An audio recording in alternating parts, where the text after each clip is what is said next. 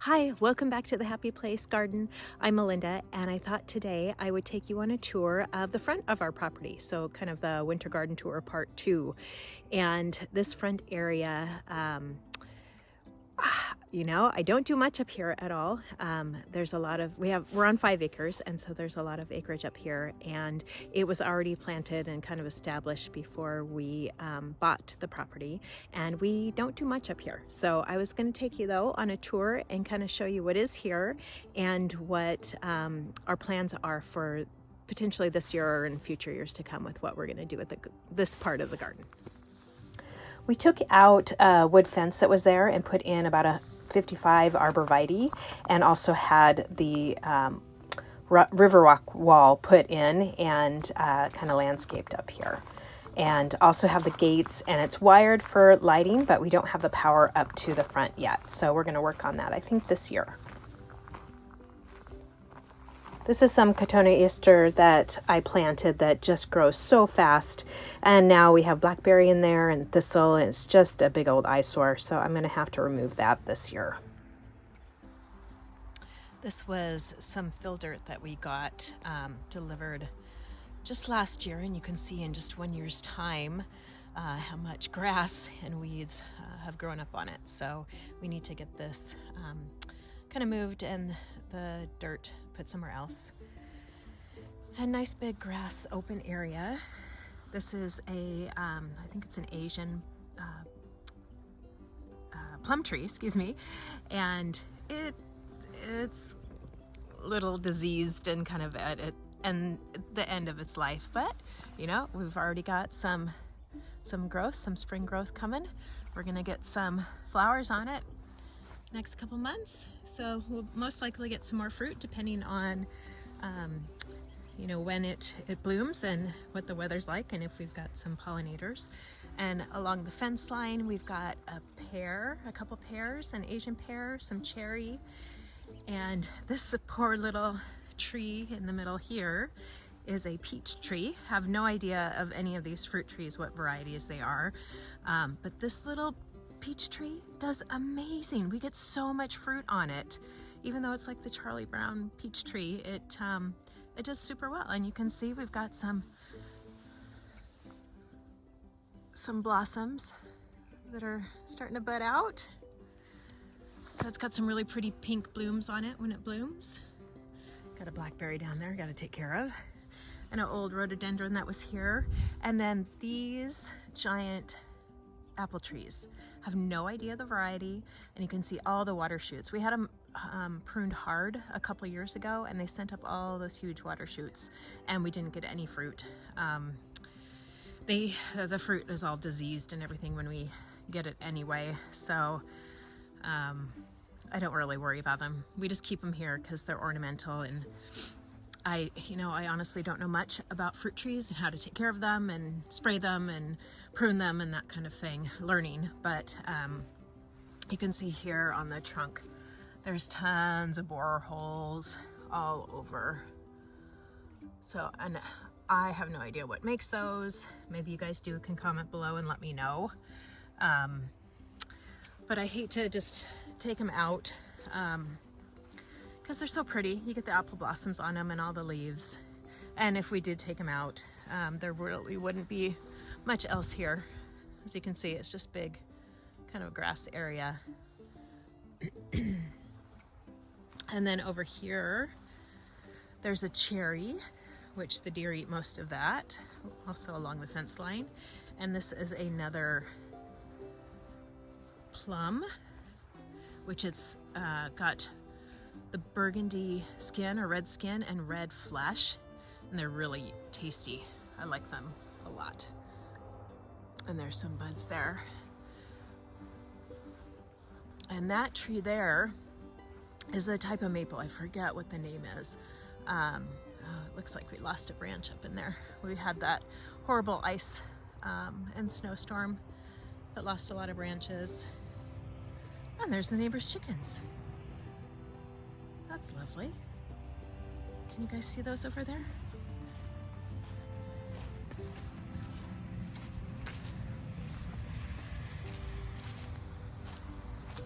They're so cute. We used to have chickens, and I haven't in a long time. Hey girls! My neighbor's cows. So here along the fence line, you can see tons of blackberries I got to deal with. We also have buttercup, creeping buttercup. Right here, there used to be a huge cottonwood, and we had a crew come in, and they took out like 3 big ones that were along the fence line here, with the goal of wanting to just have grass and be able to just cleanly mow along the fence line and be able to deal with the blackberries. So we need to get out here and get some of these crowns out before they really start to grow. And they left all the wood chips and dirt. They ground down the stumps for the most part, but there are some roots that are still here. So I can't get the mower directly across because it hits the blades. So we got some work to do still up here. And you can see here's our burn pile. These are some of the stumps from those cottonwoods that we took down. You can see how mammoth they are. There's my hand for scale, but ginormous. Those are just part of the stumps. Big trees. So in this area, looking towards the front of our property, this grass patch used to be a manufactured home was here before they built the second house where we live. And so there's a cement walkway and some, already established plants up here, which I need to do some major cleanup. I've neglected this for years. Put some wood chips down last year. But these are some lilacs that rotted, if you can see the stumps down here. But I left them and they've shot up. So we usually get some really nice flowers on them each year. So I started working on getting some of the blackberry, which here's some more blackberry that took over up here. Here's another crown, big ginormous one. Wasn't able to get that out myself, so need to work on that one some more. And there's some variegated rhododendron, common boxwood, another rhododendron, another variegated, but totally neglected. Never touch them. Don't prune them. Let the blackberries grow up in them. So I've said before, my son is 7, so the last 8 years or so, some things got put on the back burner, but I'm hoping to get some more projects done this year.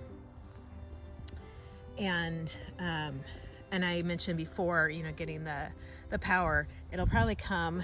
There's the power box over there, and we'll run it somewhere along through here. Get my finger out of there so it'll focus up to the gate, so we can have power to the gate and lights up there. So that will be great. We're gonna have the driveway regraded and some more gravel brought in, and they're gonna trench at that time. So might be able to share the footage with you there, or when we have it done. So in this spot here, that was our snowball tree, snowball viburnum, that got that Japanese viburnum beetle, and so I had the arborist just take that out. Which is unfortunate, but it makes mowing a little bit easier. It was pretty overgrown. So there's the backside of the rhododendrons and the boxwood. Oh, and also the arborvitae. And that tree there, that is a beautiful golden chain tree. One up front here. And that just does the yellow golden chains that are really, really pretty in the spring. This is a flowering plum and some viburnum underneath, and a barberry, which I hate barberry. But it's there nonetheless. It was there when we got it. There had been a pine tree right here, but it got diseased, so we had it taken out with the arborists when they were here. And the stump is actually over on the burn pile. And there's a couple more rhododendrons and a I believe this is a cherry, like a double cherry, pink flowering tree, which was also here. But here's the pile of wood chips from the arborist. This was mostly the from the apple prunings.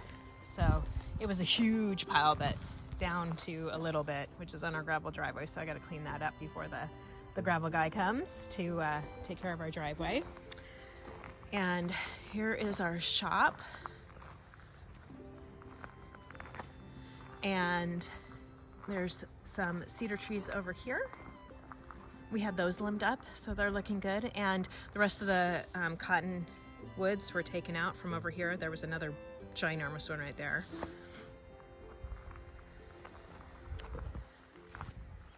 And then we have the 2 cedar trees that flank our driveway.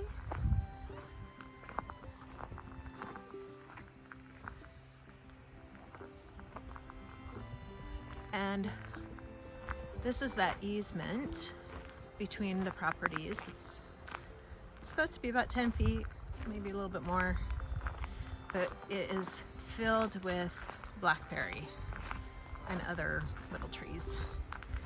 And I, of course, have pruned the blackberry back. We like to eat the blackberries here, so we do not spray or anything. We just prune them back, and they will grow like feet overnight. But we harvest all summer long and make pies and eat them fresh, and have friends come and be able to prune or be able to pick as well. So it's a treat having them. A chore, but a treat nonetheless. And then this is behind the shop. And you know, those areas that you just have all your junk, and that's ours.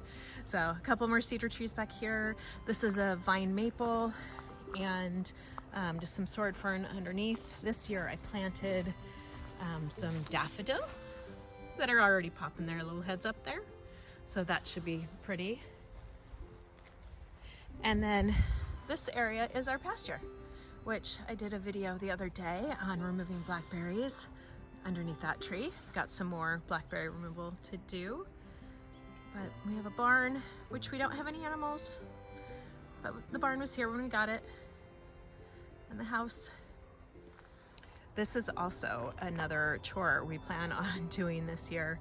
We have to do it, I mean, we should do it every year, but it's a lot of work. You can see all the vinyl fencing around the pasture, and it's this algae and moss and dirt and bird poop and slime gunk, or not slime, snail gunk on it.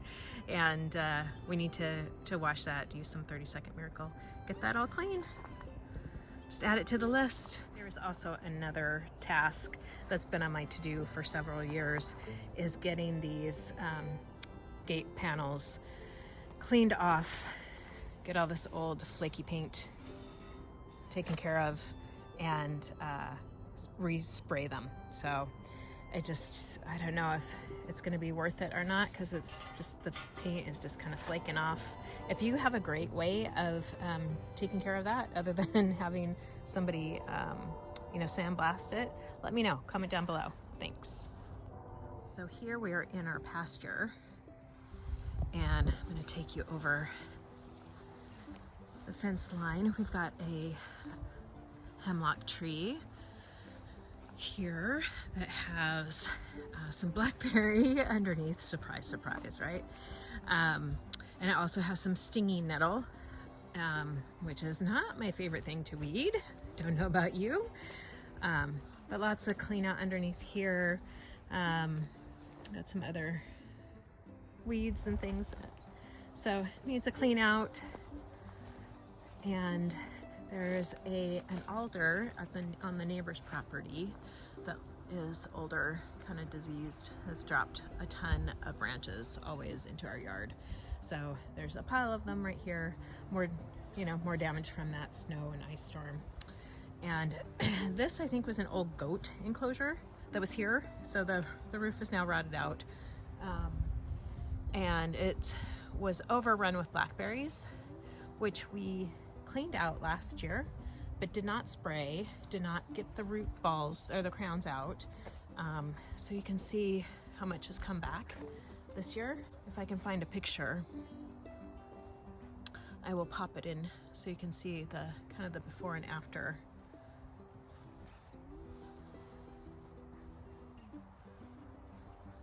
And there is some debris from the project from the other day when we were taking out the blackberry around the tree here, which I'm still trying to decide, am I going to put grass seed in here or some other kind of ground cover that can grow up to the edge of the tree.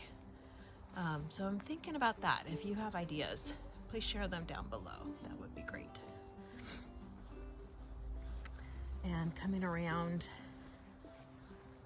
to the front of the barn, we had more fill dirt put here because there had been a stump. There were like a lot of stumps on this property that have rotted out and so left big holes, or we've removed them and they ended up, you know, the rest of the roots rotted, and so big holes. And so I had some fill dirt put in here, which we had some friends come and help level it out.